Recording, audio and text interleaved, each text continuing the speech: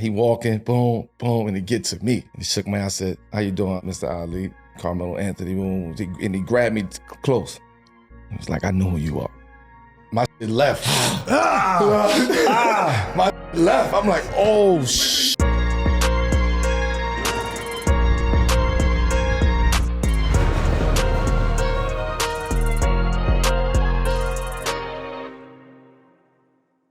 Yo, welcome back to 7 p.m. I'm Carmelo Anthony here with my co-host. It's your boy, man, the Kid Melo, the Human Direct Flat, baby. We here, 7 p.m. in Brooklyn, a Wave Sports and Entertainment original, presented to you by Prize Picks. You know what I mean? We got today a special guest. You know what I mean? We got the Bay Area's own Yay Area, one of the most talented, multi-hyphenated artists in the game, award-winning musician, artist. G-Eazy in the motherfucker, man. Young Gerald. What's the word? What's the He word? had to make sure it was right. Yeah, You know what I'm saying? Yes. Multi-hyphenated. Does it have to do with the hyphen in the name? Yo. Welcome. What's up with it? What's up with it? Yeah, man. Welcome, man. They called us up. Say, yo, we got G coming on the show. First thing I thought, man, he a Knicks fan? Nah, he ain't no Knicks Ain't fan. no way. Nah, ain't no way. He repped the Bay super. Yeah. Like, You know what, man? You know what, man? I had to jump right into that. Look, I'm a basketball fan, you know, but it's Bay Area all day. okay. You know? Warriors all day long since I'm Donald Foyle, you know, Okay. since Antoine Jameson, since, you know what I'm saying? Like, and growing up, man, like, but I grew up a Kobe fan, you know, in that era of like, and, you know, Christmas every year, our present, me and my little brother, was to go to one Warriors game a year, you know what I'm saying? To see Kobe or to see KG or to see this guy, you know what I'm saying? Nosebleeds way up there. But just, you know, a basketball fan, you know what I'm saying? So how could you not get kind of like swept up in what's going on right now with the Knicks and shit, you know what I'm saying? Yo. And plus, I mean, like, look, like if the 9-year-old self version of me, sitting way up there, like, oh, that's really Kobe. Yeah. That's really Kobe in real life. Way down there, would have known I'd be sitting courtside or get to sit and talk to you like this, you know? Like real royalty, real like, you know, legendary lore of like basketball. Yeah. And, you know, free tickets to go see the Knicks and, you know what I'm saying? Or the Nets or like, you know, or ride the float with Klay Thompson. Bro. You know what I'm saying? And go on a Vegas bender with them boys. Like, Yeah. I was like, yo, I'm tapping That's out. a lot, yeah. It's a lot, but you When I was drunk, That's a like, lot, bro, bro. I was in Kevin Durant's ear. I was like, hey, bro, thank you for what you did for Oakland. Yo, bro, listen, man. I was like, man, I got to get my ass out of Vegas. You know, Clay party's a little different, man. Hey. That's my Yo, boy. you mean? That's my boy. You know, I get it. You know what I'm saying? That's my Captain guy. Clay. You know what I'm saying? Like, Yeah. But you be outside, bro. You be out here with legends all the time, bro. You Aaron Judge, Seinfeld, man. You out here. Wild jerseys on too. Yeah, man. You got the collection. Yeah. I mean, it was A's Yankees. You feel me? I got the A's tatted on my arm, bro. Like, you know, like, but we know at what the it same is. time, like, We know what it is. in the same type of way, like, you know, I think it's funny sometimes how people are so loyal to like you know, like you're from Brooklyn, right? I can't imagine playing for the Knicks, you know, or being a kid who grew up in the Bronx playing for the Yankees, you know? Or like, but like, it's not like cats playing for a team who's from there. Yeah, You feel me? absolutely. Like, so to an extent, but it's like, but I just love, man, I love sports. I love, you know, so yeah, I did go in the Yankees jacket and an A's hat. He went Yankees and Mets. But then when they wanted to put me on the Jumbotron, like, you know what I'm saying? Like, the Yankees wanted to put me on the Jumbotron. They were like, yo, you got to turn that A's hat backwards. So I was like, God, man. That happened to me at a Mets game. They hit me. Yeah. Dog. I didn't realize I wore the hat I be wearing is Right. Yankees Mets, right? I didn't realize I had it on at the game. And they hit you with They interviewed me Yeah. and they put me on the screen. And then after, my phone was going crazy. Yo.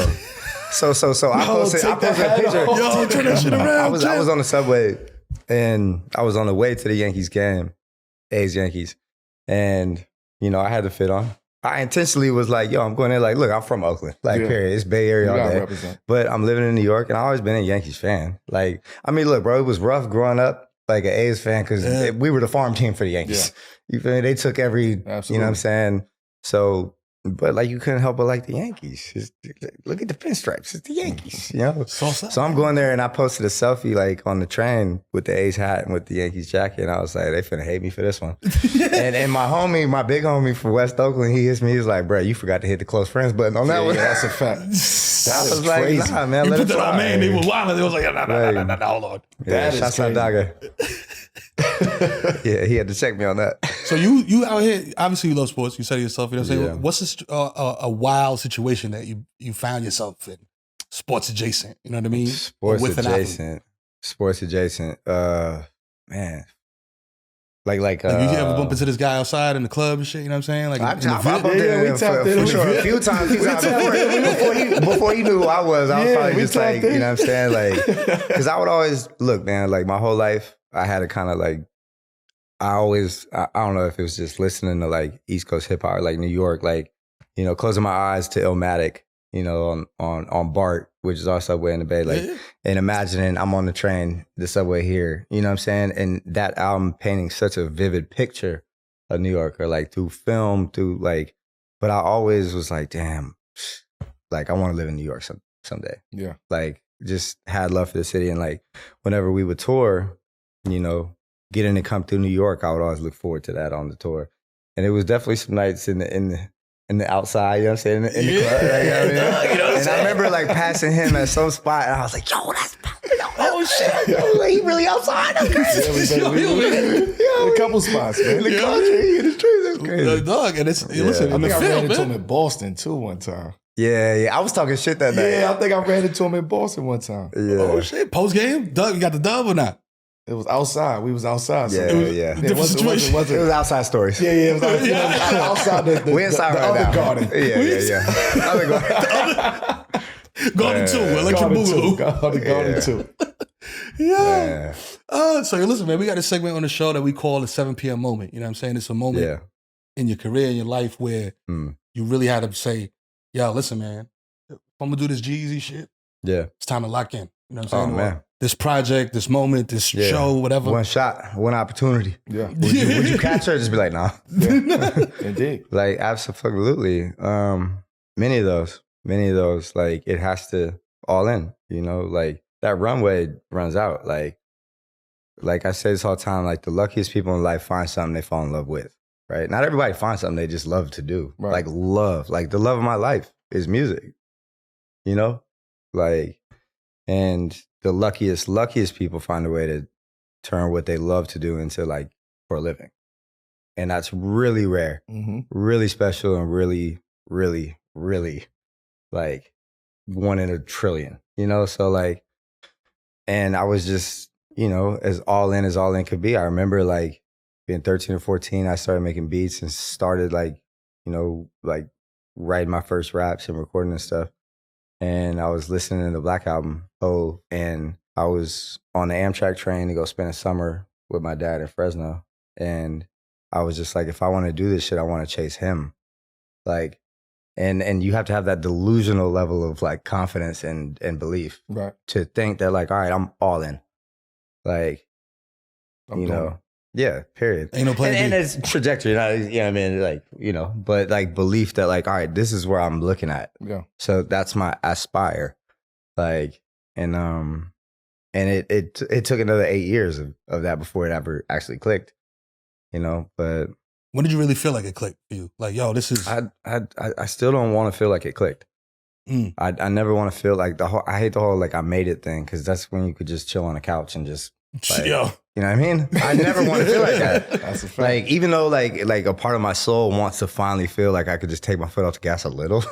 Like, when do we buy ourselves a chance to finally just chill and live what we've worked so hard to like earn? Yeah.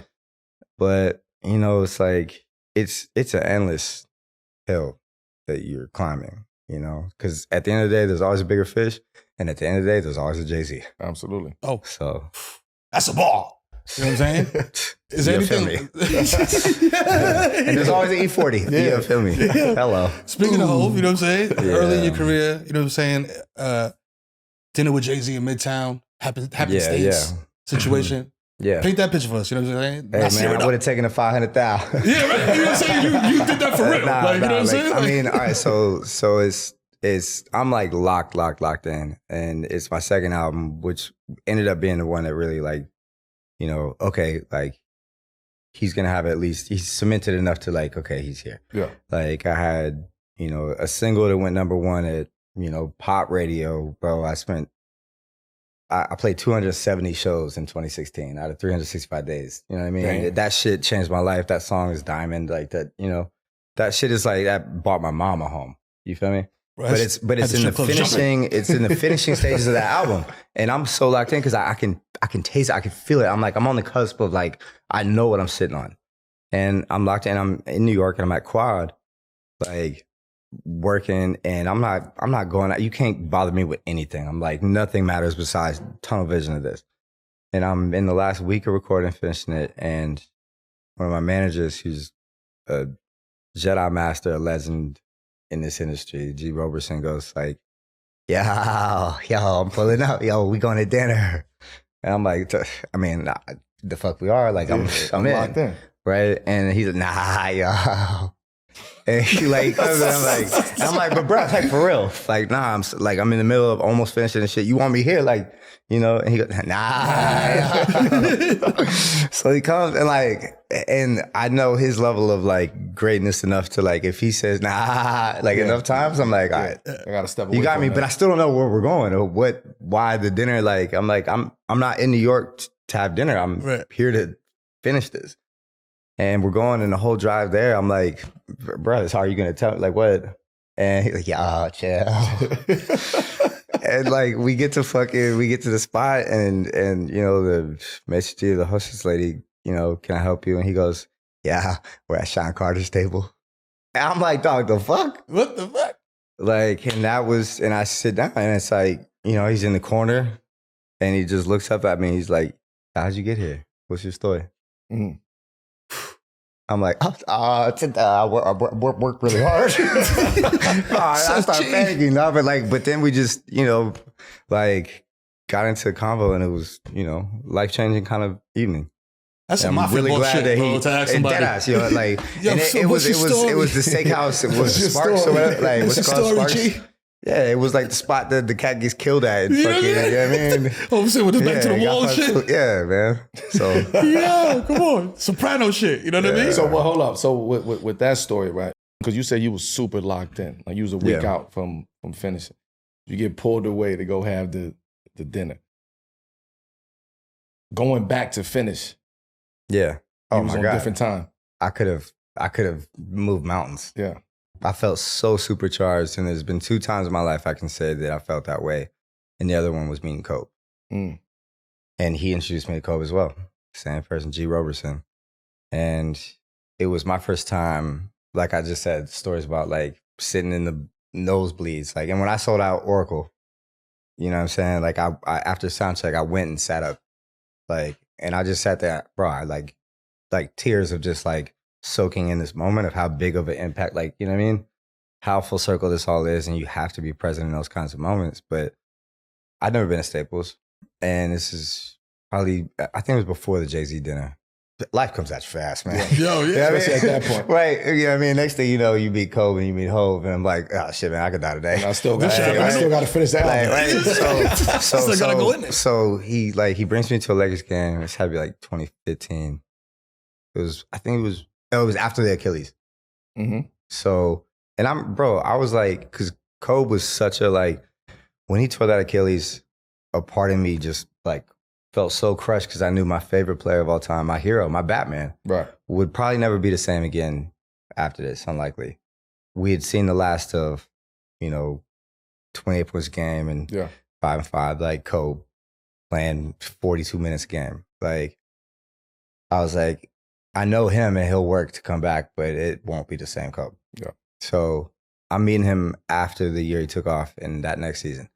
And, G. Roberson, he brings me to the game, and I didn't want to assume we'd be courtside. Why would I assume? You know what I'm saying? So when they handed us the tickets and I see, You know, it's Double real.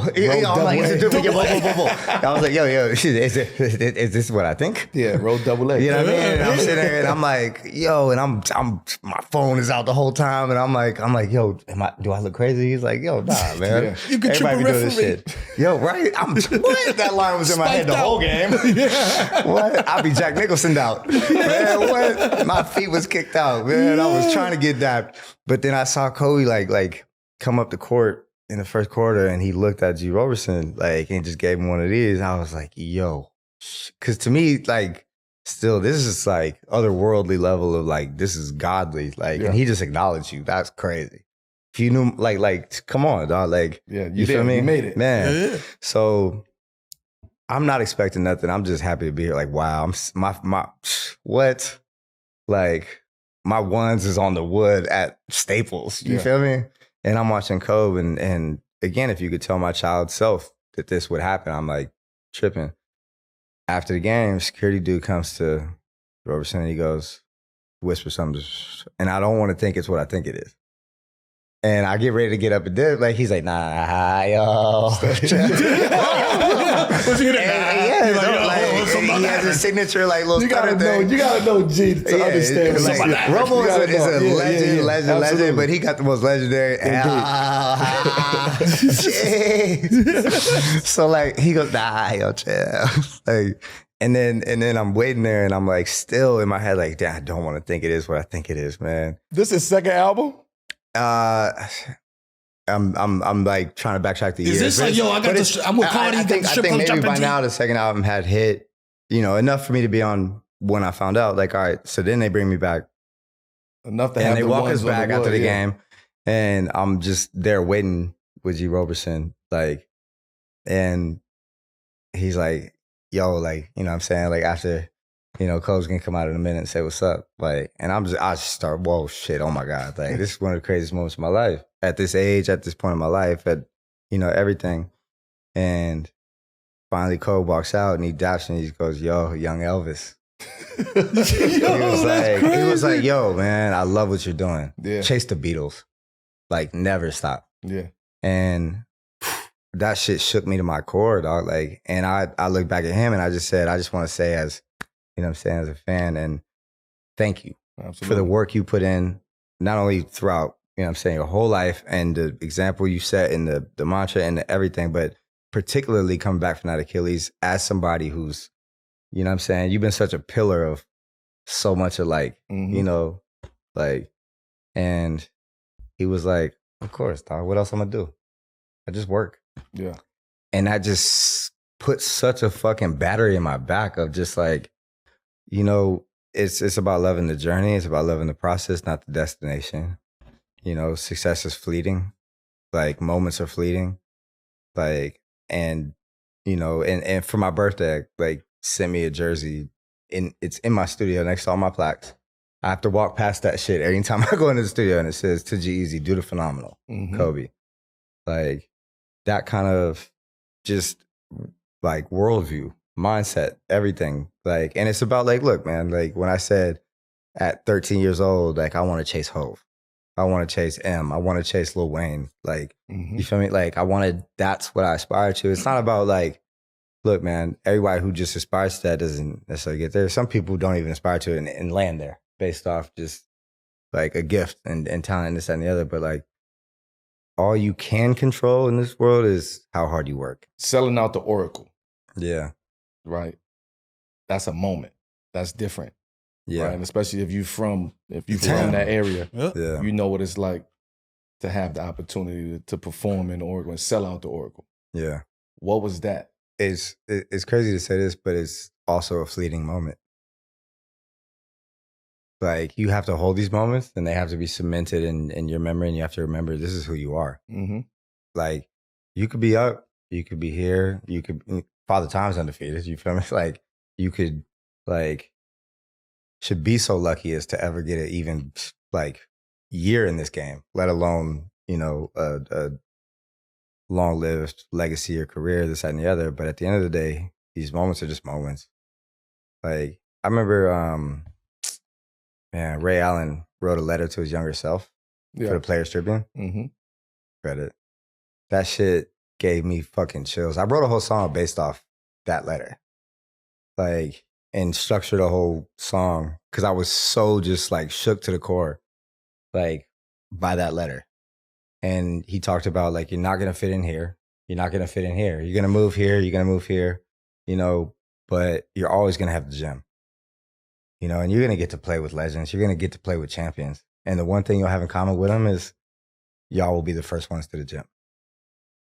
And you're going to get to win a ring with a Kevin Garnett, you know what I'm saying, with a Paul Pierce. Mm-hmm. And the next morning, you're going to wake up unhappy and have to go to the dentist and get your tooth fixed or something. Like, I can't remember the exact letter, but like, and the point is like, that night at the Oracle, I always hold in my heart, you know, and sitting up in those nosebleeds and bringing my mom and Mac Dre's mom out on stage together. It's great. I think my mom had a crush on Mac Dre's mom.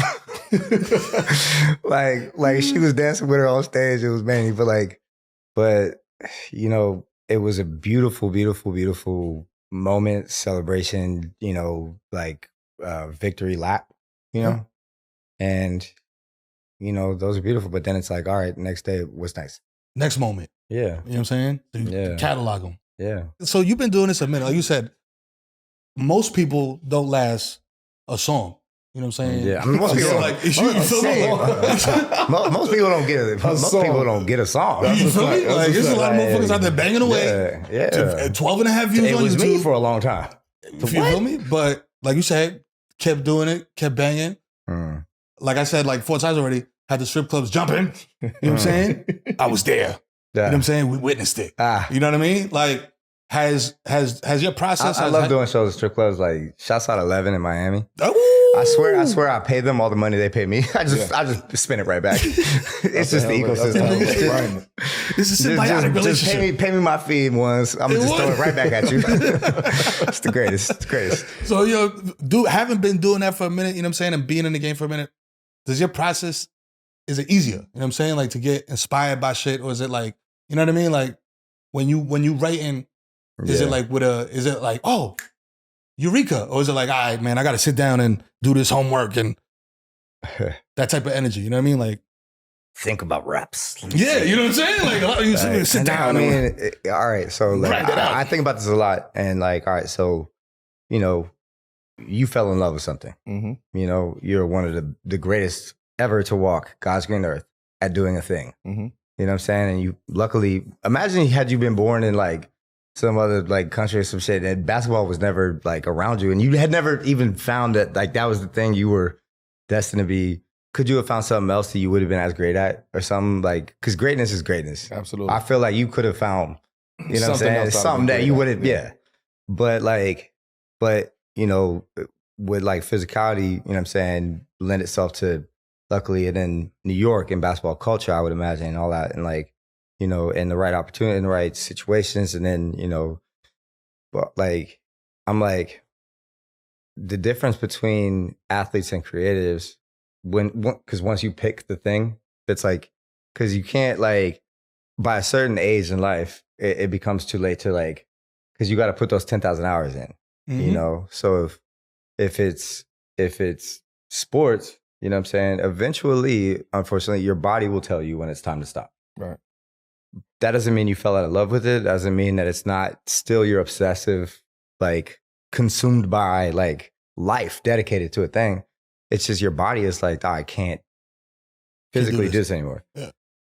In the creative arts, it's like, you can paint until you're, you know what I mean? Like, 110. And same thing with music. It's like, bro, I write songs because I have to. It's just how my mind is like wired, and you know, so like, yeah. What makes you write a song? You know what I'm saying? Like, cause this, I know, like you said, like with creatives, this is different. Yeah. You know what I mean? Like, it's like, you don't sit down like, yo, I have to do this. You know what I mean? Well, I mean, if you're obsessive about anything, I think like that shit is on your mind all day. Right. In one way or another. I would have to imagine you could be at lunch and like, yo, if I, this, you know what I mean? Like, yeah, it would just pop in your head, because it's like when something, like, I don't think many people spend that much percentage of their like brain power and time on a singular thing the way we do. We're weird, bro.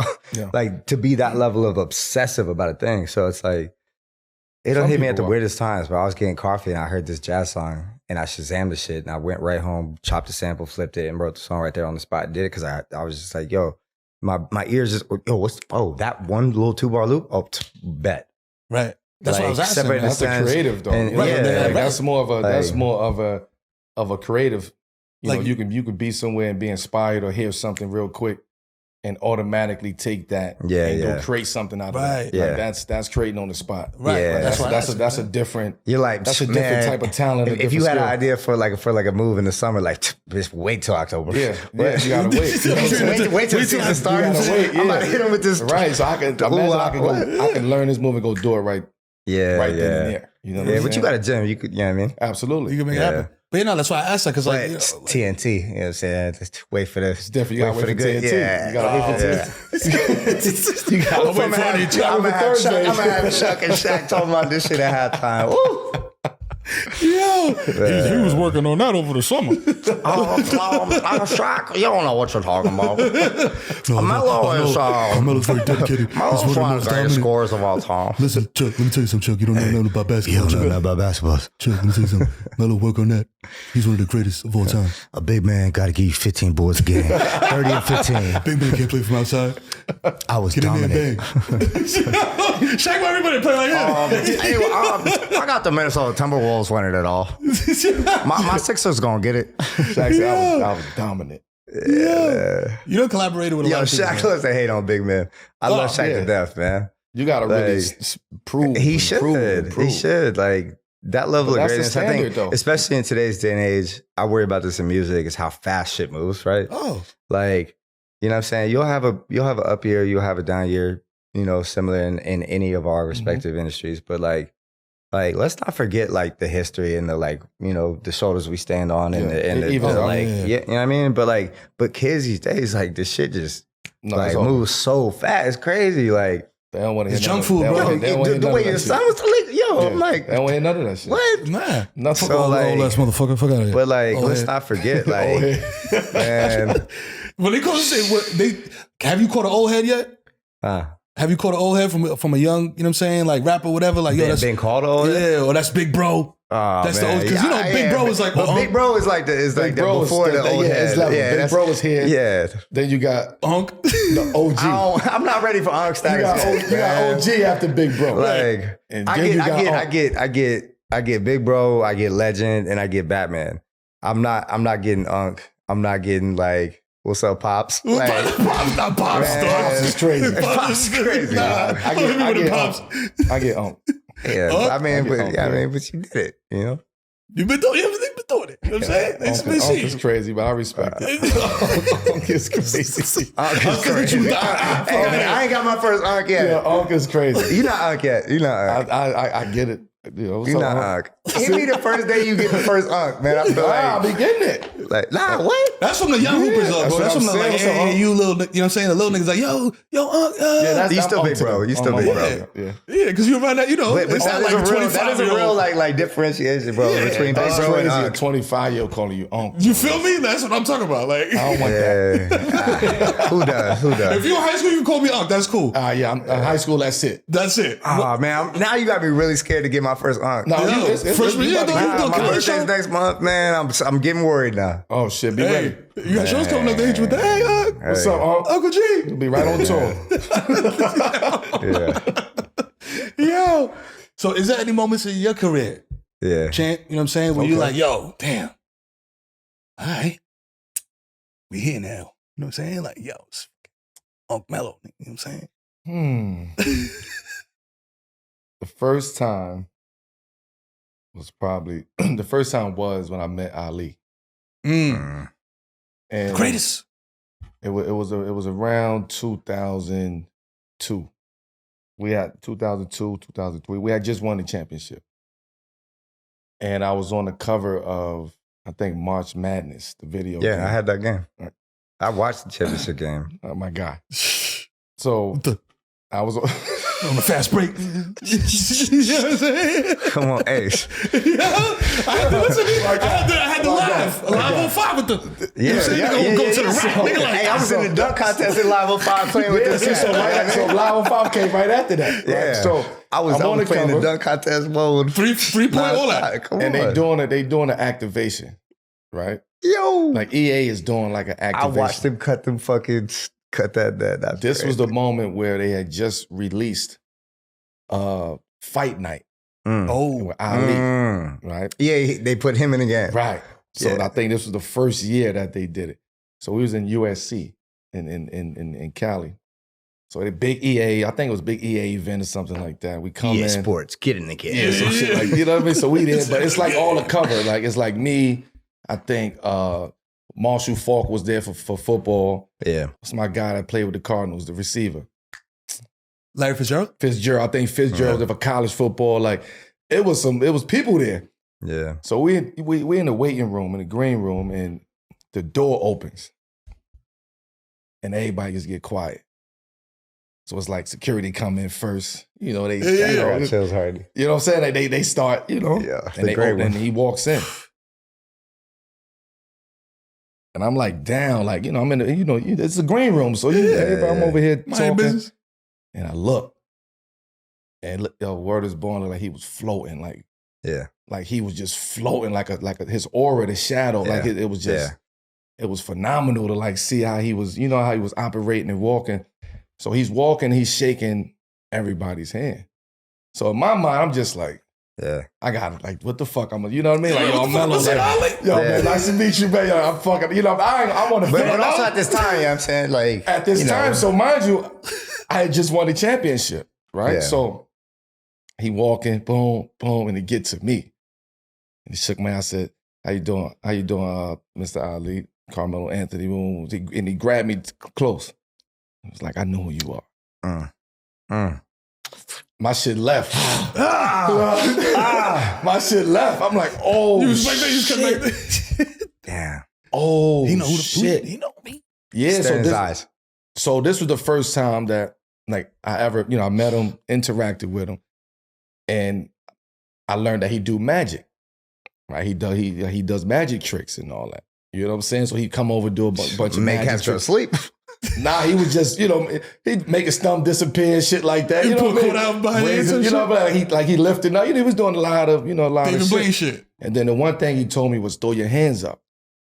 Like, throw your hands up. Because he always liked to fight. You know what I mean? He throw his hands up at you and shit like that. Pretend like you punching.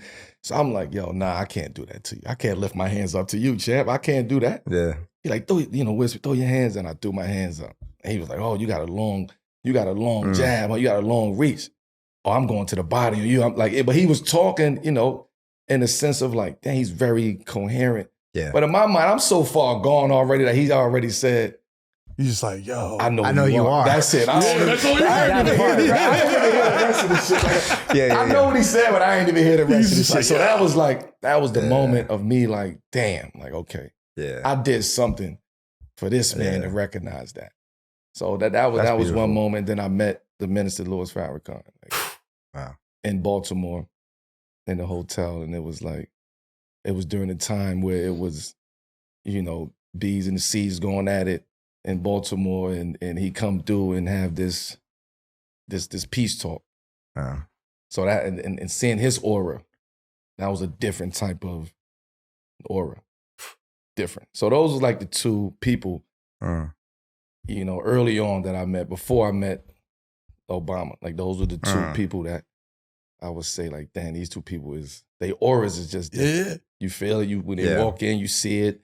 They demeanor is crazy. It's like, you have it, bro. Like, I've been lucky enough in life to have enough of these brush-ins of like, you know, and I pinch myself thinking about them, you know, because it's like, there's great ones. And you can feel the energy. Bruh. There's a real difference. yeah, it's a big difference. A huge difference. It's a big difference. I got to do Mike Tyson's podcast. That's a different energy. Hey, like, that aura is different. I mean, hand-to-hand combat, one of the greatest like ever to walk, you know, and I get there and he goes, which one of y'all is G-Eazy? Who's G-Eazy? Yo. Hold on. You're the smoke box with him? Yeah. Yo, he's fired up. Yo, this cat, like, he thought my security guard was G-Eazy. Or my photographer who's like, he was like, and then I was like, yo, what's up? I'm G. He goes, nah, you too pretty to be G-Eazy. You look like a model. No, not model. Nah, yo, but like, jokes aside, bro, one of the greatest conversations, honestly, not even just saying, but like next to this one, like where I'm just like grateful to have gotten to sit down with like, and have this just natural flow and conversation with somebody of such a high level of like elite, you know? Who just walks different, who's moved different through this world. Hey, I appreciate that, brother. You know what I'm saying? Thank you, man. Far too kind. Hey, you know, man, we let him come sit in. You know? far too kind, man. It's all right. But there was a moment in me and Mike's podcast, like, conversation. And look, like, I blinked and like an hour and a half went by, you know? I don't remember a lot of what we talked about. It was just that natural flow. But he like almost snapped out of a zen state of the conversation we were in, and he just looked me dead in my eyes. And he was like, when did you know that you was different, that you was special? When did you know? I should take the accent off because I'm like really not joking about how serious this of a moment it was, dude. And like in his eye contact, that's why I said that, of like a directness of when did you know? Because I see it in you too. Yeah. That it was, you were different. And that's different coming from somebody who is... Oh my God. Like, no, you're greatness. That's a different level of greatness. You're talking about Barry because... Michael Tyson. Talk about somebody... Michael Tyson. Michael Tyson. You know what I'm saying? Michael Tyson. Brownsville Tyson. You know what I mean? Brownsville. MOP. Come on. Tyson, man. Home of the brave. You was talking about... you was talking about me and Obama, though. Knock out that... I want to hear about that because that was different, bro. When the president... Because I remember Obama, you got us all beat. You know what I'm saying? Because I remember the motherfucker. He was just like, he's like, Mero, nice to meet you. How are the kids? How's everything going? I gotta go with Kendrick. I'm a bars guy. I'm a lyricist. Fan of lyrics. I'm trying to get on his playlist so bad. Yeah, what? That's something I've been trying to write a song that'll get on Obama's playlist. I'm like, this is gonna be the one. Yeah, you know, once you make the Obama, this gonna be the year. Coolest shit. Obama's on the playlist. Oh my God, what rap caviar could never. Every year, you know, you gotta get on somebody. You gotta get on Obama. You gotta get on. That's like the Billboard top 10. He should do Grammy. Nah, Obama. What? I mean, the playlist. I'm gonna get on that playlist. I'm out here. You still do Billboard. Yeah, Obama, man, Billboard 100. The cleanest cat to walk, God's green earth. Crazy. So when you met him, it was like, he's like, Carmelo, you're representing this country. Let's play 21. He be hooping because he do be hooping. So he got a shot. He's a little lucky lefty. You know what I'm saying? A little campaign shot, a little Cameron Payne, a little bit. You know what I'm saying? That's how the press shoot, man. You know what I'm saying? Come from the right pocket, lucky lefty though. Got the in and out, bang bang. You know, little hit the long euro. Yeah, long euro. You know what I'm saying? I don't know what sneakers he be wearing though sometimes. Yeah, he can't wear though. You know what I mean? He had to wear you know what's crazy? It's like somebody who's like, you know, because there's a lot of them that's like, how are you this? You know, and just can't put shit on. It's help out there. You can't put nothing on. You can't wear shit. I mean, I'm not talking about him specifically, but I'm saying, but it's some players or some like people of a certain level of like, and just be dressing so horrible. Yeah. Yo, I came down. Now everybody gets the sauce. This is how I met him. This is how I met him. I'm coming home. I was outside. Right. I get to the hotel. Wait, you was outside? I was outside. You was outside? I was outside. I was in New York. Right. I'm standing in the. You was outside? Yeah, I was outside. He's an outside type of dude. Wait, you was with G-Eazy? I was with G-Eazy. Yeah, we was at Park Meridian. I was at the Park Meridian. So I'm at the Park Meridian, I think, and I get in like 5:30 a.m. So I'm just like early. Yeah, early for a New York night. I was coming from the gym. Yeah. So I get in at 5:30. I'm asleep, and I'm just hitting my like. Yeah. I'm asleep till like noon. Phone ring, hotel ring, phone ring, blowing up. Ooh. It's like, who the fuck is calling the room phone? Because nobody never calls the hotel. Nah, that's the loudest ring in the world too. Yeah, that's like, oh my God. That's an emergency. Like, that's an emergency, right? I didn't even know the phones really work as real phones. Call, hey, you know, is Mr. Anthony up there? You know, Senator Obama. You don't stay under an alias? You know what room I was in? Yeah, Obama would know. They took over the hotel. This is his chief of staff at the time who got the room number and did what he's doing. They could get Carmelo. So I'm like, facts. It's a facts. fact. That's easy. And he was a senator too at that time. Okay. So I'm like, who? All right, man. Like, fell back to sleep. Yeah. I'm getting waking up. Wake the fuck up. Wake the fuck up. You know who that is? You better get fucking dressed and go downstairs. My son is my son is asleep though. We in the room. Oof. Get up, brush my teeth, wash my face real quick. Throw a bullshit suit jacket on that I had from. Don't tell me it's the draft day. Not the boxing boys. Not the boxing boys. Not the boxing boys. So I throw like a brown blazer on or some shit. Sound like the draft day. Go downstairs.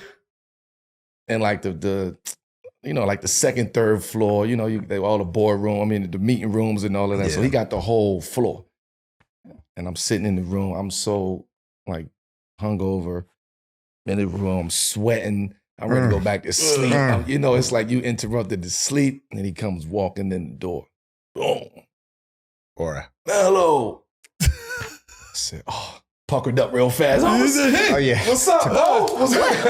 What's going on? And at that moment, I'm like, damn, like I could have been selfish and be like, yo, like now I'm sleeping. Like, you know what I mean? So, shout out to the fan for like waking me up and like go downstairs to take this picture. So I look back at the picture now and able to show my son and seeing my son, and he just puts me right back into that moment. Yeah. That moment right there, first meeting Obama was a different moment, man. And I felt so bad because I'm like, man, I was just outside. I was coming from the club.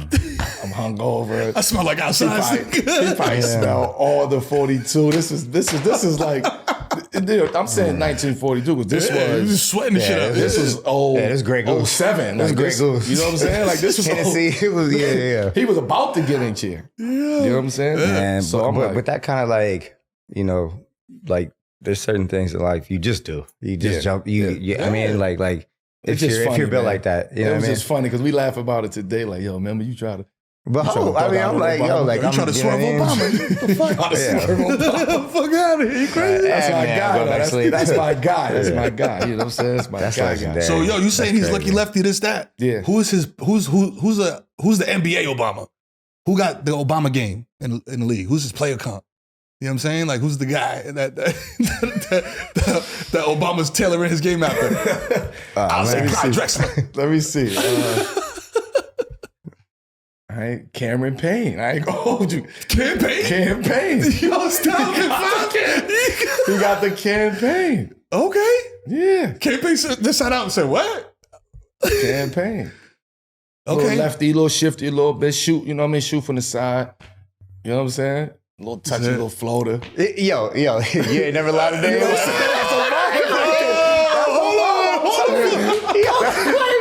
That's Bo. That's my guy, Bo. I'm telling you. If you find a picture of Bo, bro, they got the same form. I guarantee you. Nah, that's crazy. They got a compilation of bro. That just blew my mind of like, bro, the level of greatness. They got him with the stick. They got him something else over there. Look. Oh, shit. I'm telling you. That's crazy. That's campaign right there. I'm trying to take campaign on my campaign. That's my guy. Yo. Lucky lefty. Wow, campaign. You understand? Hey, shit, you put that together like the weather. Come on. That's what we do at 7 p.m. You feel me? You know what I'm saying? We got it. Yo, he said, that was crazy. I was going to say Kevin Duckworth. You know what I'm saying? Throwback. I wanted to bring him some sneakers though. He had the game at like out there at the White House. Like he had the picnic on the lawn and shit like that. He need the 5-5. And then he had a private game. So I wanted to bring him. Who was in the game? It was me. I think Bron was there. There was a bunch of people there. Like, it's like go. It was a bunch of NBA guys there. Bunch of NBA guys. And Obama was in the game. And Obama friends. But Obama was in the game. He was playing in the game. Wow. Bro, they used to play. Couldn't foul him though. No, stop it. We can find out who's taking this serious and guarding the press. Come on, man. You can't touch the president, champ. Relax on the president. You used to do with a flagrant like you can't touch the. You know what I mean? We can't chuck him coming down the lane. Imagine somebody swatting. Imagine somebody chuck him coming down the lane. Boom, get out the lane. Come on. Lock up, bro. The game is over. Just locked up Barack. The game is over. Yo, put the claims on Barry. Yo, Yeah, the game is over. But that's campaign, man. Campaign for the campaign. Yo, that's wild. We're taking a brief break from today's episode to let you know that Prize Picks got you covered when it comes to helping you make some bread. That's right, yo. The NBA playoffs are here now, and it's about to be the second round before you know it. Prize Picks is the easiest and most exciting way to turn every game-changing moment into 100 times your money. With as little as 4 correct picks, you could turn $10 into $1,000. Prize Picks also allows you to pick combo projections across baseball and basketball with specials. So you can support all your teams while still cashing in. I bet. I got a couple projections in mind already. Matter of fact, more or less, 2 total double-doubles for Shea during the second round of the playoffs for SGA. More.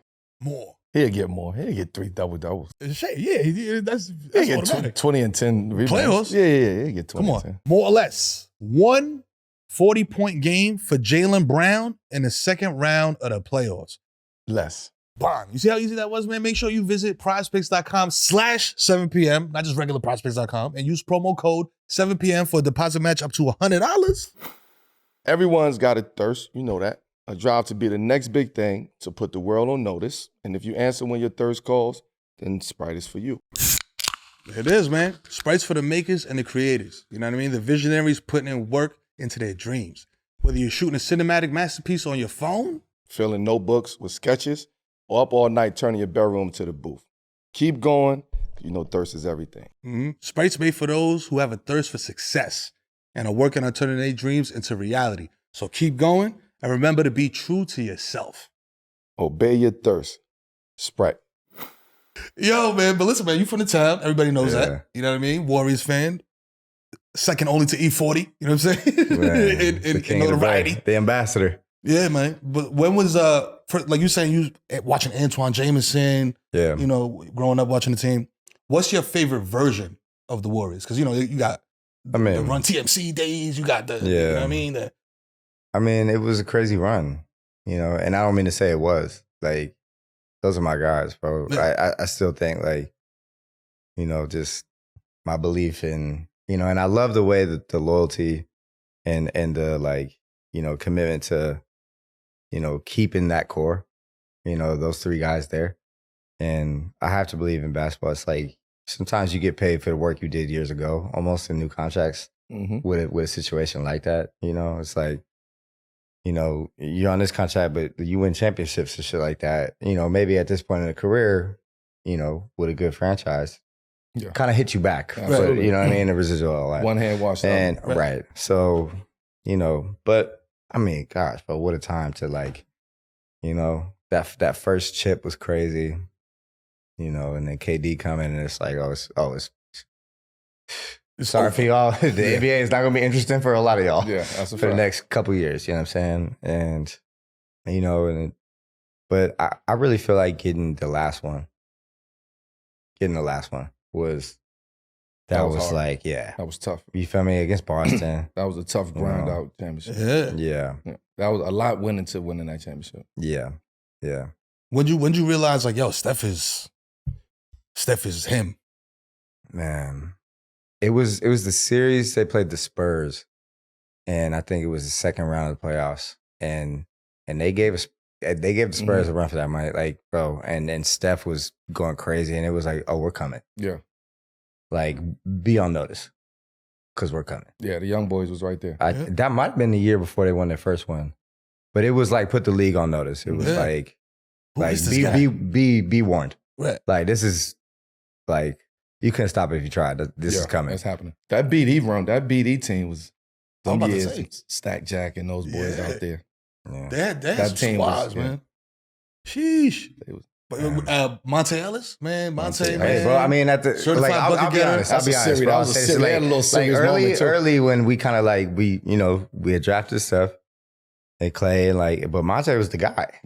You know what I mean? And we really bet on Steph. And early in his career, the first couple of years, it was ankle issues. It was like, we didn't know, you know? And then getting rid of Monte and like betting on Steph. I was like, whoa, yo. But like, that guy's a bucket, bro. Yeah, come on, he's a walking bucket. He's liquid buckets. Yeah, that's a sentiment to Monte Ellis. Like, yeah. You know what I mean? Like, he was really one of those guys. Yeah. You know what I mean? Like, he had guys like teams trying to really stop him. He was game planning. He was a walking bucket. Yeah. I'm really excited for the Timberwolves. That's a crazy. They got, bro, this Ant is. Yeah. And Cat's my guy, bro. Like I love the fact that Ant has a play in the position in the role and Cat playing the way he's playing. Yeah. Like Ant has a major real estate in that. Because for one, Ant has a different type of dog, right? Like he got a different type of mentality that Cat still have to get, or he's getting, or he's on his way to trying to get that. Where Ant is so young and he has that. So when you got somebody like that alongside you, who's able to lead even at a young age, I gotta do what the fuck I gotta do. Yeah. Right? And the game is changing, the floor space. Cat is doing what he want to do. He's shooting out there, shoot threes, he pick and pop. That's really what he wanted to do. So he adjusted his game. So credit to him too, because he had to work on that. Mm-hmm. You had to work on them threes, and you know what I'm saying? You had to really put in the work. Yeah, you get what you get. The work shot, Absolutely. So I really believe that Ant Edwards himself, along with those other guys too. Yeah, Mike but I Conley, think them and OKC. I think it's like a similarity of like I love the way that they do every post game. You know what I'm saying? Shit together. It's like you know what I'm saying. Yeah, and it's all them. You know what I mean? It's so much brotherhood. $100,000 fine with us. You know, it's so much. But like with the kind of culture of just like I love it. You know what I'm saying? It takes a village. It's us. It's not just it's the him. team. It's not just you know what I mean. And that kind of like Cat's like willingness to be like and he's a real good friend of mine. You feel me? Like and like watching his career and his, you know, and the kind of, because everybody, I would imagine it's like to have somebody else come in and kind of like and two like burgeoning stars kind of, you know what I mean? And not make it like and know how to right. Period. You know what I'm saying? Right. If you're able to do that. And that's not everybody is, bro. That's what exactly. You gotta be ready for that though. You have to be ready to sharpen the iron too. Like, you know what I'm saying? You gotta be willing to and high tides rise all ships, right? High tides rise all ships. So it's like it takes a lot of maturity with that. And even Cat and Rudy, you know what I mean? Rudy coming too, together. Like they didn't like each other. Like, but coming together and having this great, like, you know what I mean? It's almost like, look at it like them two with Shaq. And it's like we got a crazy thing going. Like Minnesota's interesting. If they can keep that together, that's the thing, right? Like if A-Rod can keep that together, because you know A-Rod Dominican, Cat Dominican, you know what I'm saying? Papi, lo mío. They're saying keep it together over there. You know what I mean? Because like you were saying, o te doy un cocotazo, papi. You know what I'm saying? Like, but yo, like you saying, dog, like.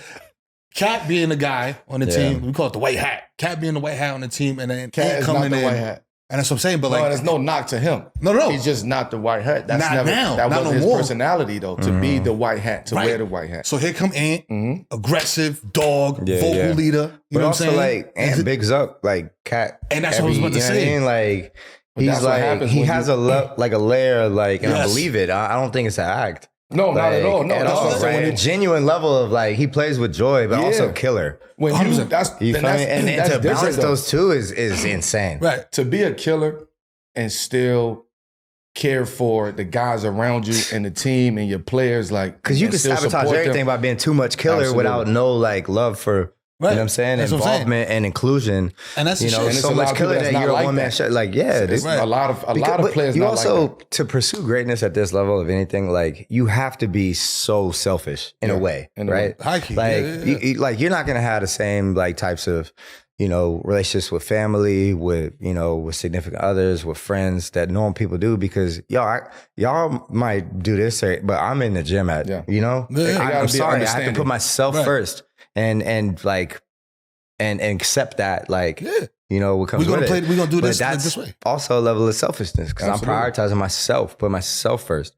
But basketball is not tennis. Yeah. So it's like to have that, because you got to also empower your guys to get the best out, you know what I mean? Yeah. Like, and he to Ant's credit, he did that post game, in the post game with Cat. Yeah. Said it out of his own mouth. He was like, yo, I tell him all the time, he's the best offensive player on the floor. when he's not fucking fouling. And then he throw that part in. You know what I'm saying? That's the dog. That awareness is key. Yeah. You know, to be able to take that on. You know, again, we talking about a young man. Like, Ant is just a young man. That's what's crazy. You know what I'm saying? So to him to have that me at that level age, of maturity. I was hard-headed. I was, what? Yeah, he have a different level of maturity, which almost holds Cat accountable. Right. We have to go do this together. I can't do this when you went without West Finals in Denver. Oh, how old were you then? I was 24? Around 24, 25. That's crazy. And it was 08, yeah. Kobe, yeah? Kobe, yeah. Damn, man. So again, I was learning. You really scared me. Like, you scared us. Like, I was like, shit, man. Because I had we got to get past this different guy. mentality too. One of them, period. Yeah. Yeah, it was just but it was great just as a fan, like, you know, watching that level of combat, that level of like Goliath versus Goliath level of clash, you know? Absolutely. But so to Anthony Cat's point, I needed somebody like Chauncey to come on to, okay, let's iron sharpen iron. Yeah. You get what I'm saying? We already got the other pieces, you know, that we gonna work with, that we have that's part of this core. Yeah. But now we need that somebody to raise the level of me. I had some teams. You know what I'm saying? So it was like you were saying, like, it happens, it's needed. Yeah. And Ant does it in a way that's like he's not pulling punches, but he's not being, you know what I'm saying? Like, he's not ODing on nobody. He's being respectful. Yeah. He's telling you what it is without being disrespectful. Like in that same postgame I was talking about. I also like the way that he's like, yo, like Kevin Durant's my favorite player of all time. It's rare. But fuck him. Nah, yeah. I'm coming for that. Still. I want to cut his head off. And I think that's like a certain like thing that's not so often like seen. It's like when, look, man, like if I wasn't a super fan of everybody I studied and looked up to, I couldn't have learned. Yeah. And you know what I mean? And like if you didn't study everybody's game that you know what I'm saying, watch religiously and obsessively, then, you know, but it's like, it doesn't take away from your like ego or power or confidence to big up like who you studied. Yeah. Like it's kids out there studying you now. Like you're supposed to though. You're supposed to get flowers, man. You're supposed to. That's what they did it. They did it already. Yeah. They did it before us. Right. That's the shit, man. When I meet people like that, man, like, yo, Eddie Murphy, dog. I'm Eddie Murphy. I was like, yo, you know who I am. This is crazy. You bet who, Eddie Murphy? Eddie Murphy. You a legend. You a legend. This is crazy, dog. I said, yo, you ever think about doing a podcast? He said, what's that? I said, that's how lit you are, bro. You don't even know what a podcast is, bro. OG, goddamn. You know what I'm saying? But you don't have to know the fucking podcast. You know, he's one of the goats. You know what I'm saying? And man, listen. Let's get back to the Warriors shit, though. Okay. Because look, you seen it firsthand. Steph going off in the Garden, 2013. You know what I'm saying? Like, what was that as a bucket getter yourself? You know what I'm saying? A dude that got a shot his mean. Mm-hmm. What was that like? Seeing him at that size, guard, moving the way he's moving, shooting the way he shoots. Because Steph. Oh, Steph. Oh, when I first went in the Garden. Yeah.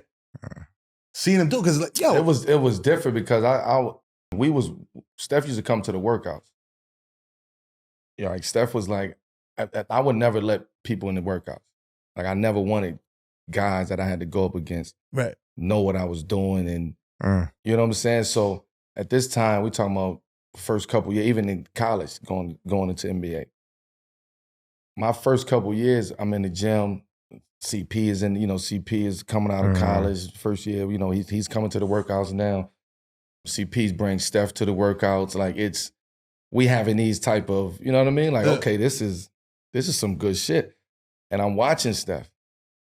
And like, he's like just studying like all the shit that we was like the different type of kind of unorthodox workouts that we was doing with the tennis ball and, you know what I mean? Close your eyes and watch the fingers over here, count to 5. Like, it was just like, we was doing a different type of workout, right? And he wanted to be a part of that. Then we would play one-on-one, you know, so I saw everything that we was seeing in college when he was at Davidson and made that run in the tournament. Yeah. All of that up close and personal.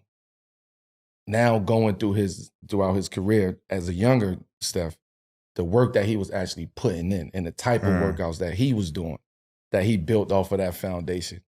You know what I'm saying? Being in the gym, understanding. And so by the time we get to New York, it's like, You already know who this guy Yeah, is. it's like we already know this. I know he's a sicko. Yeah, like come on, man. Like I'm looking, reading the scout report. Like, nah, champ, you can't leave him. Like you pick him up full court. You have no responsibility tonight, G. Just chase him around. You have none. Get exhausted following that man. That's it. Running through screens all night. That's it. And this was like at the very, this was like the takeoff. Yeah, of 13 Steph. was 13 was the takeoff of Steph. You know what I'm saying? I think I caught him. I scratched him in his face one time. Like that would have been the Spurs year, probably. When they lost? I was talking about. Yeah, that playoff year. Yeah, that was the emergence. Like, the 13 was that was his like coming out party. Like, yo, in the garden was like, here. oh shit. Yeah. But we got a battle now. Okay, shit, I gotta get going. You one of them guys too? Okay. So him paying that close of attention, you know what I'm saying, and almost like, like studious but almost spy. You know what I mean? Like I remember like I was opening for Lil Wayne, T.I., and 2 Chainz one summer, right? And Lil Wayne, like only time to this day I've met Wayne has been on stage at Coachella when I brought him out. Like this cat is the Wizard of Oz. But I'm literally, you know what I mean? Like I moved to New Orleans in 2007. Like Carter 3 dropping, like you was everywhere, gent. Like, yeah. But that summer, I don't even know if he knew I was on tour opening for him. Like, you feel me? I was like the first of like 5 acts. But every night I would go and sit in the crowd. Cause by the time I got on stage, just people looking, where's seat 100? You know what I mean? I'm playing, make some noise. It's like, 100 people in a 10,000, you know what I mean? Right. Opener. And I was just like, $1,000 a show that I paid for the bus. I was either watching everybody set after me to study and obsessively like, okay, I see where Wayne places the hits in his set and how he uses the stage and the body language and the this, that, and the other, and taking every piece of like how you describe, almost to a spy level of like studying. Yeah. And have you seen that type of shit before in people like the like endless pursuit of like learning, looking, you know what I'm saying? Studying. Yeah. I can't say that it's not that anymore today, but I don't know if it's as much of like really like paying attention to, the person that came before you and the person that you really respect and like taking, watching the game and studying it. I just don't think it's enough of film watching and game watching today. You know what I'm saying? You're not sitting back. You think that's a tribute to this? It's a tribute to that, but it's also attention spans and shit. Yeah, like, that too. But it's also a lack of opportunity to watch that. Yeah, like where can we go to watch old NBA games the way that we grew up watching? Old NBA games, right? We can't go nowhere. You barely find games. You know what I'm saying? Like there's no one set place that you could go to watch a game from 2006. And you know what I mean? We need that. Game 42. We need that. We need that. There's no streaming service that's an archive of there's nobody who has that. Yeah. And if you're lucky enough, you might find it on like YouTube or something like that, but it'll be like 240p. You know what I'm saying? Looking crazy, blown out, looking like Minecraft. Shit, Marv Albert. Looking crazy. Marv Albert was still there. You know what I'm saying? What you say? Looking like Minecraft, dog. Like wow, digital. You know what I'm saying? Looking crazy. You were saying that by the time you saw Steph at the Garden, you already knew what Steph was doing out here. Yeah. But what was it like to see it at the NBA level, in game, at the Garden, the real Garden? The real Garden. You know what I'm saying? What was that like? It was fun to match up against that. As far as like, not like one-on-one, but it was fun to be, us against Golden State and like where we was at this time in 2013. They was at, Golden State. So Steph was, he's battling injuries, and all of that. So I knew that was the only thing that was like, would hold him back, or would hinder him from doing anything else. Him being small and short, and that was a narrative on him coming into the. He was fragile. He wasn't strong enough. He was too small. This was the narrative on him. But you still knew the type of talent and skill that he had, and we knew all he had to do was once he get healthy, and he get more comfortable with this game and the NBA game and the pace of the game and the speed of the game, and figure out his niche in this game. It's over. Yeah. And I think Mark Jackson helped him a lot. Kind of find that. Yeah. Oh, this is your niche. This is yours. This is your niche. That era with Mark Jackson, You know it helped him. and It clicked. Like, oh shit, Yeah. I can. Oh, they playing like this. Or I can run off screens like this. Oh, this is the offense. Oh, okay, I can get off like this. Innovation. You get what I'm saying? So it sparks something else in Steph.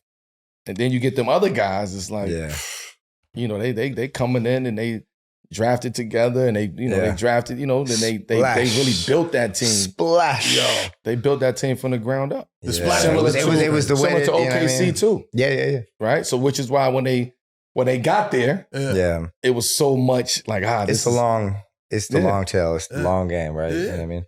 You said that shit like the college game, bro. You're saying like it's switching now. It's like, yo, don't just give me 4 dudes that got 95 on 2K, bro. This got to be a team. Oh, yeah. You know what I'm saying? College Like, is a lot different. You know what I mean? Like, you said something, you were like, you were excited because you knew that Golden State was coming, right? Yeah. And I had to imagine, look, it's an 82-game season, right? Like, I was at the Mets home opener, right? And then I was at a Yankees game next. And I'm like, and the Mets lost, right? And I go see my guy, Harrison Bader, after the game, and I dap him up shit. And I'm like, hey, you lost. Fuck, you got 161 more of them.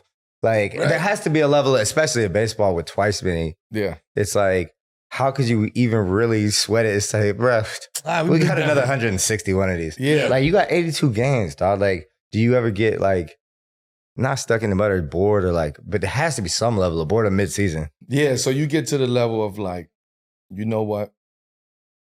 Man, you might have 4 games in 6 nights. You know what I'm saying? You looking at the schedule like, all right, yo, we got to take care of this, you know, especially if we're on the road. Yeah. We got to get this first one on the road.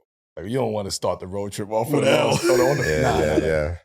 We want to get the first win.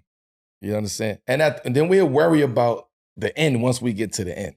You know, some guys ain't going to play at the end, 4 games in 5 nights, 6 games in 9. Like, some guys is not going to play. So, you know, the mentality is, yo, we really got to take this shit one at a time. Like, if we lose, we can't sit and think about this shit. Like, we got to go. Yeah. And then that's the mindset. That's the mindset of a lot of, I would say, in the basketball world. Man, we play tomorrow. We got another one tomorrow.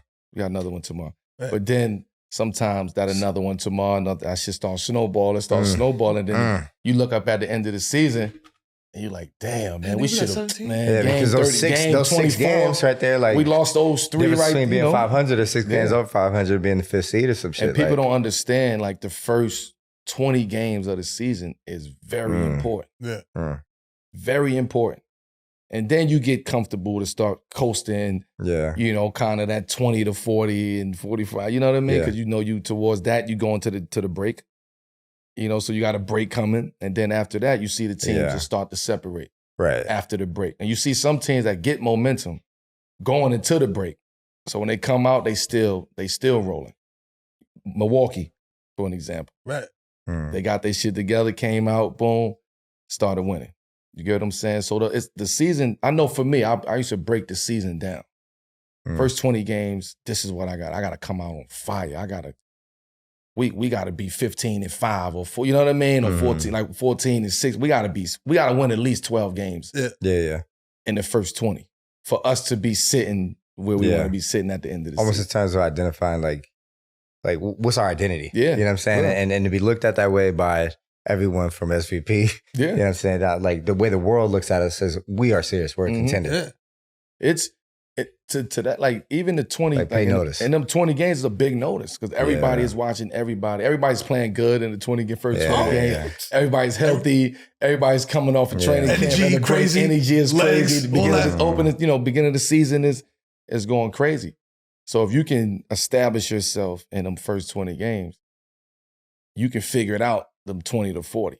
You get what I'm saying? So you know when you have to, we got to turn it up. All-Star break, everybody get y'all rest, do what y'all got to do. We coming back, we locking in. You ever didn't want to be an All-Star just to get the break? Early on. Yeah? Early, because you ain't get no break. And then they started giving us a week break. Because you would get you would play Thursday night, right? All-Star week will be Friday, Saturday, Sunday. You might come back and play Tuesday or Wednesday. So and then you got to report back to your city Sunday night after the game or Monday. You know what I'm saying? So now they did it to travel. I mean, a week. You get a week from your last game. Yeah. we'll tour for like, all right, North America tour will be like 6-7 weeks, you know?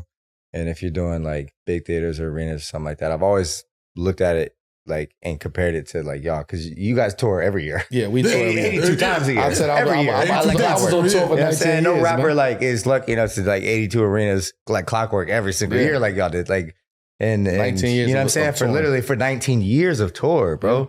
Yeah. And look, the human body is meant to walk on land. It's like being that, you know what I'm saying, in the air, flying, it's exhausting, bro. And not having a sense of home, living out of hotels, you feel me? Like moving. And then because here's the other thing I always give y'all credit in this comparison is like, you know, say I play 6 weeks of a tour, you know, and yeah, man, I might have New York and then the next day I got Boston and I may not be able to, maybe, you know, you almost feel like you're phoning it in some nights because it's like I'm exhausted. For y'all, this is the big night, but I just had one the other night. Absolutely. And I just had one the other night too. You feel me? But like 6 weeks or something is not a whole year. You feel me? And it's like, we win every night. Yeah. You feel me? I get off stage like, y'all don't lose. You guys face like the scrutiny of being ripped apart by the newspapers, by SportsCenter, by Stephen A. You feel me? Like, God forbid you're a human being. Yeah. And you just missed the shot. Yeah, I mean, it's a tour. It's so like the level of elite, like it's superhuman. The like obsessive level of like dedication to a craft to be as great. You know what I'm saying? It's a different commitment to get to the league, but then to be a you, and then just get ripped apart. 82, yeah, that's a fact. Dog, it's mainly the thing. That's my thing about it is like, I'm not on SportsCenter like, man, Gerald really missed a line in the third song. That's all I'm about to say. I was about to say, like, you go back to your green room and it's like you said, you win it every night. You know what I'm saying? Like, you go back to your green room. You have that? Yo, you lit. Me, in my head, I ripped myself apart. No, not you. But they don't got a report from Rolling Stone in there or whatever. Like, you fucked that line up and you fucked that bar up right there. Not every single day the way y'all do. It's not even comparable. Like, yeah, I'll get a bad review and I should have like hurt my feelings. You know what I'm saying? Like, but what's the bad review? Like, what is your bad review? Nothing like y'all. No, not even in comparison. Not like in the artist world, in the music world. I mean, what counts to you? You know what I'm saying? Like, yeah, that'll make you like, damn, you really said that. Like, it's like, you know, even though it takes a village to like between producer, engineer, you know, if someone's singing a hook or like playing, you know, instruments on a song or helping with production or this, that, and the other, like. You know, at the end of the day, they identify the song as in the career and the album as this is G-Eazy or this is, you know, and, you know, when they review the shit, it's like, this is the expression of self. This is my life put into the medium and the art form that I've dedicated life to. And so this is a representation of me. This is not just my like project or something. This is basically like me in the album form. Right. My whole life in this. So when it's like, you know, no one wants to get misunderstood or misconstrued or, you know, but that's the nature of it. And, you know, you can't be like critique is a healthy thing. Mm-hmm. You know, I mean, y'all got coaches. I got coaches like OGs like G. Roberson and G. Nelson and like, you know what I mean? Like who I count on like Jedi Masters to come in and like, and, you know, I'll tell them when to get out.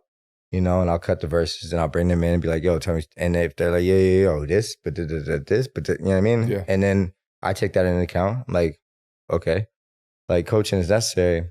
But eventually, once, because you create this music, like it could take you 10 years to make a song. It could take you 10 seconds, 10 minutes. You know what I mean? Like once you push publish, that shit is the world. It's gone. You know what I mean? It's out of this space of these walls. Like, and once it's out there, it's theirs. And it's, you know, it's for them to talk about, rip apart, critique, or like celebrate and live with, you know? And you take the good with the bad. Yo, like, damn, like I felt that one. Like, damn. The worst thing I ever got, I got twice, man. The worst thing you get is a 6 on Pitchfork, man. Because a 6, at least give me like a 2 or give me like a 9. You feel me? A 6 is crazy. I gotta go 5. I'm not no middle of the road ass cat. You feel me? Like, I'd rather do a 5 than a 6. I'd rather do a 5 than a 6, champ. A 6 is crazy. I think I got a 6.1 and a 6.2. I'm like, God damn, man. Shit, something's got to give. The 0.1 is even nasty. Yeah. 6.1? Yeah. What's the 0.1 though? You feel me? What's the point? Like, I did an ad-lib, nigga, that made you put the point one over there. What happened? Come on. That might have been the worst, man. That might have been the worst. Yo, this shit, you like 6 is crazy. Nah, but also the same thing. Like, you gotta have the thick skin to tolerate this shit, bro. Like, this is not for sensitive people. Yeah, You're gonna put yourself out there, like, like, bro, rock and roll is the risk of ridicule. You feel me? Same way, bro. You go out and, man. goddamn, you have a bad off night, man, and you shot, you know what I'm saying, like 5 for 25 or Oh, they something. gonna tear you apart. Tear you apart. But you got the balls to keep shooting. Yeah, shoot. Shoot. I'm gonna keep shooting. Like, I'm gonna put the shit out. Shoot. You know what I'm saying? What? Shoot, champ.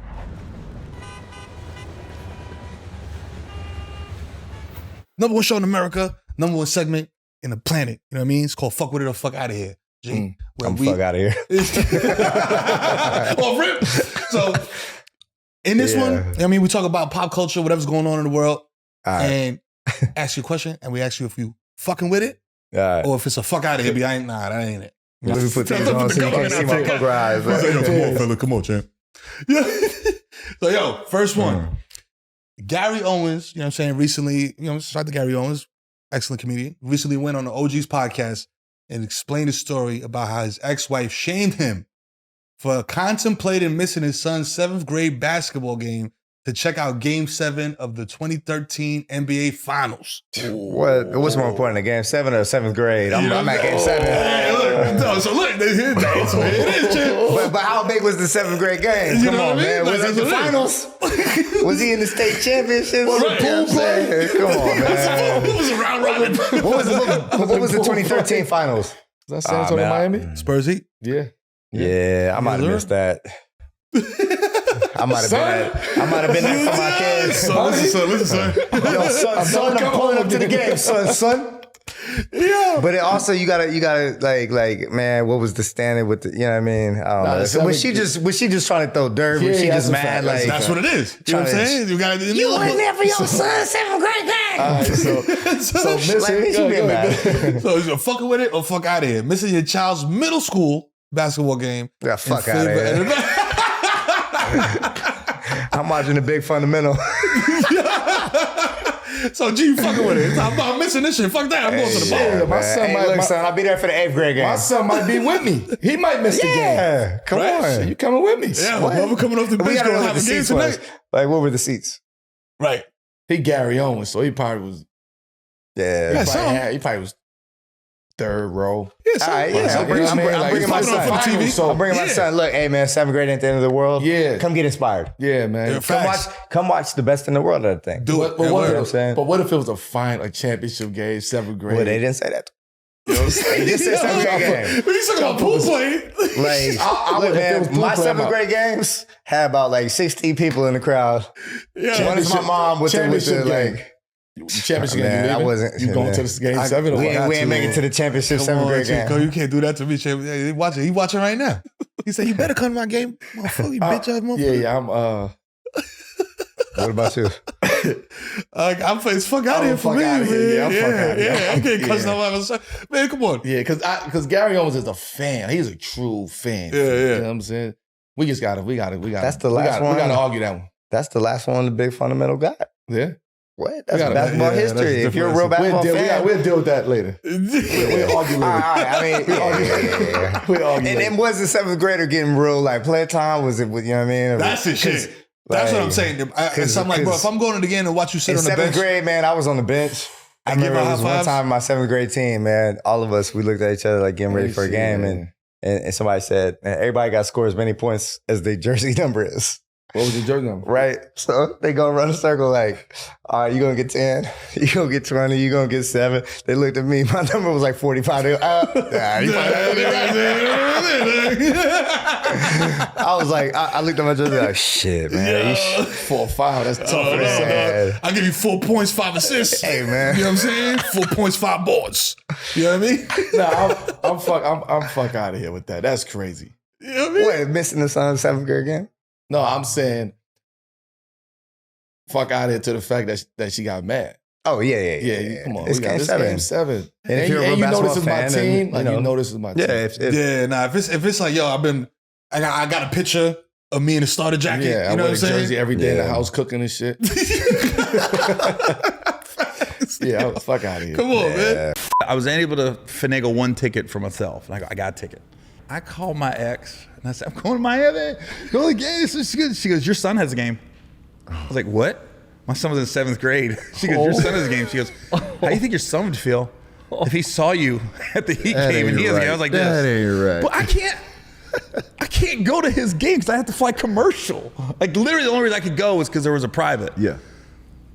I didn't go. Oh, he only got one ticket. Oh, that's different. I might be fucking with it. Yeah, hold on. Going to a basketball game dolo is crazy. That's crazy. He said, what? My son is you sitting in between strangers. That's crazy, though, if you finagle one ticket. One, dog. Because now they're looking at you crap. Like, yo, you can't even I ain't take. going to no game dolo. Yeah. That's cool. You know what? Rewind. Yeah. I'm fucking with it. I'm fucking with it. I'm standing on business. We going to the 7th grade game. And then after the game, we're going to watch the finals. We're going to turn it up. Yeah, that's a fact. I'm never saving it speak on the on something you don't VCR. have the context on it. Never speak on it if you don't have the context. Ah, man. Thank you, man. So a British menswear brand. One ticket. Shit, I finagle. That's crazy. That's crazy. Yeah, no, that's I'm not finagling no single ticket. He probably should have cut like in the middle. Man, it's the worst. So a British Italian menswear brand recently released a pair of $600 pea stain jeans. They already sold out. Fucking way the fuck out of here. Fuck out of here. Fuck out of here. Yo, I look like, the fucking you put chicken nuggets in your lap. You just eat them. Stop. Yo, This is nigga eat crazy. fries out in the car. Stop. This is crazy. Popeyes just all in the lap. Man, got wings on them. You know what I mean? Man. The sauce. Fuck out of here. Yeah. Fuck out of here with Y'all that, going bro. crazy. Nah, that's wild. Outta here. Pea stain designer denim. That's crazy. Fucking with it. I don't know what's crazier. Finagling one ticket. Having pissy I'm pants. popping with the peace things. No, you can't wear those outside. Yo, listen, man, you a fashion dude. You know what I mean? You know what I mean? You got the fashion week, got the song, it's out the Wale, you know what I mean? Worst high fashion trend that you've seen. Man. Or even a picture that you look at of yourself like this side of the peace stains. This side of the peace stains, man. God dang. That's crazy. That's really mental. That's man. Pea stains gotta be fucked up. I'm I know you want him to answer the question. Pea stains gotta But be it's really, yeah, man. I It's mean, like, bro, come when you on. put your shit in How the you wash and even they got like, blister how in you it. enter the design room? Like, Yo, I got we it. gonna Yo, do these. Hey, my son peed on himself the other day. I had just got this so idea. inspired. Y'all got inspired. Let's do some denim like this. Man. Oh, this is fucking crazy. they're like, yo, Joe, you good? I make this shit at the crib, bro. That gotta be some drunk some shit. fish grease. Dog. That's some drunk shit though. Yeah. One of his mans peed on themselves at the party, drinking too much beer and shit. He just he Like, said, yo, I got it. I'm gonna fucking make those jeans. Yeah. And he fucking made the jeans. That is They crazy. ain't got the stain. Shit. hold on. That's the double wash, man. That's you ran it through the crazy. wash twice. That's foul. Yeah, nah. That look crazy. Come That's on, like, come yo, on, I stop, piss on stop, myself stop. and I'm just rocking Yeah. out. Come on, man. I bet not see nobody with those on. Nah. That's bad. It's bad news. It's bad news. No bueno, papi. That's bad. You know what I'm saying? No bueno, papi. Coco Tazo for you. Coco Tazo for you, papi. Yo, Oh, man. oh, dog. This is crazy, man, because we doing it. Yo, shout out to Prospects, man. We out here wagering. You know what I mean? I'm not sure. We wagering. We wagering. You know what I'm saying? I'm not sure if y'all people, but David Buster's, they unveiling an app that allows you to bet on arcade games like skee ball. A lot of fights. You know If you what I have a mean? gambling problem, call 1-800. Harris. Call 1-800 and you over there at the pinball machine? I'll never be a judgmental person. You know what I'm saying? I got vices. Like, luckily, gambling is not one of my vices. Yeah. You know what I'm saying? So I can't. But like, man, if you love gambling that much, say you go gamble on a what? David Buster, you gambling on skee ball. That's crazy, though. We're gonna gamble on NFL tickets, Blitz. though? Like, is it real? On like, Tekken 3. That shit that you punch, like, yo, who Yo. punch this shit the hardest? You know what I mean? But I guess they figured that's what's happening anyway. Fuck it. You going in there with your man, Man. yo, I bet $20 I can do this. You betting anyway. I should have bet some money the time I beat him in a 3-point contest. David Buster. Papa shit. Yeah, watched him. Man, You I was go like, two hands on him, like, man, to what I was. I'm fucking with it. I'm fucking in the with gym, it. my homie from Japan, he was up there like, wow. Yo, I ain't fucking with David Buster's back. man, Melo didn't want no smoke. Nah, prize picks. Is it prize picks? Surprise me. Yo, I would, man, every time like I'd be around Clay when we was out and shit, I'd tell girls, I'd be like, yo, man, I've washed this cat in a 3-point contest so many times. Mad man. times. Clay He looking get at work you like this with a Dude, Corona. bro, you didn't. He look with a Corona. He looking like this. He's wild. Yo, G, man, what you got going on, man? What's going on in the G-Eazy verse? Yeah, and nah, man, It's like the Marvel universe. Like, you know, for the last year and a half since I moved out here, I just, you know, the whole inspirational, just like everything is kind of like shifted and changed and elevated, bro. Like, this is the best music of my career, best music of my life. Album coming, you know. So when's this repping the shit come town. out? Thursday. Oh shit, I can't say it yet. Yeah. But yeah, man, the album finna be, yeah, I mean, you know. It's gonna be fire. Yeah, man, I Wait. mean, just, you know, excited. Like, it's been a long time coming. This is probably the longest time I've taken in between, you know, being in cycle and you know, putting the album out and going back on the road. So, you know, just excited to share this new music. Who you gonna meet on the last week of recording this time? Shit, that was weeks ago. Nah, I mean, it's right now. Shit, I'm with you. I'm with you. All right, my guy, respect. Hey, you know what it is, baby. Shout out to yo, G, man. Shout out to you, man. Shout out to much Melo love. the God, you know what I'm saying? Your boy, the human tool rag. Yes. Building. Yeah. You know what it is, man. 7 p.m. in Brooklyn, the #1 show on the planet. God damn it. It's about hoops. It's about culture. It's about giving people their flowers. It's about love, y'all. You know what I'm saying? We see you next Thursday. Stay locked in. You heard? Yep. 7 p.m. in Red Hook. Let's go.